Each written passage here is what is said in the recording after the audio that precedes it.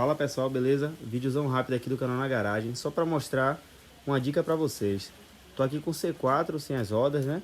Ele ultimamente começou a apresentar um certo barulho na suspensão. Eu achei até que era uma coisa mais grave, mas aí desmontei aqui, tirei a roda para ver.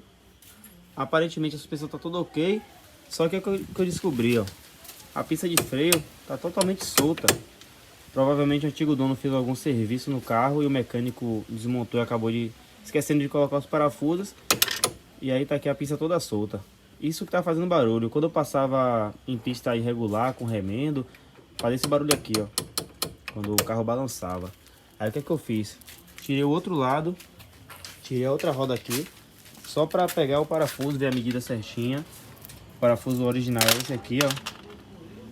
Tirei aqui da pista de freio do lado do carona. E aí fui na casa de parafuso comprar. Infelizmente não encontrei o parafuso exatamente igual, mas tá aqui a mesma medida, a mesma rosca, tudo certinho. A diferença é só que a arruela, em vez de ser já no parafuso, como é original, essa arruela é solta. Mas vai fazer a mesma função. Aí eu vou estar colocando agora no lugar ali. E certamente a suspensão vai ficar silenciosa, porque olhei tudo aqui, tá tudo ok.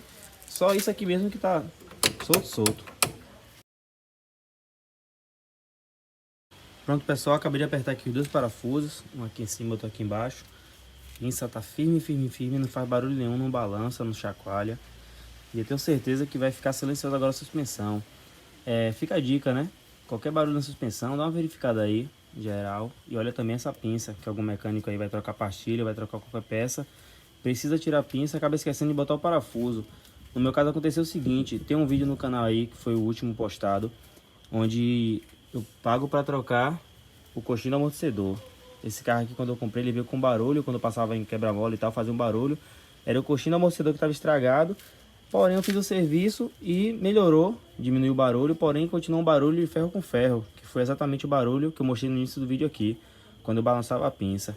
Aí eu retornei no mecânico e falei: pô irmão, melhorou a situação. O barulho que tinha a batida parou, né, que era o coxinho, mas continua uma batida tipo ferro com ferro, parecendo alguma coisa solta. Ele: não, mas eu olhei essa suspensão toda, tá tudo ok aí. Deve ser uma folga no amortecedor. Dizendo ele que tinha uma folga aqui na haste do amortecedor.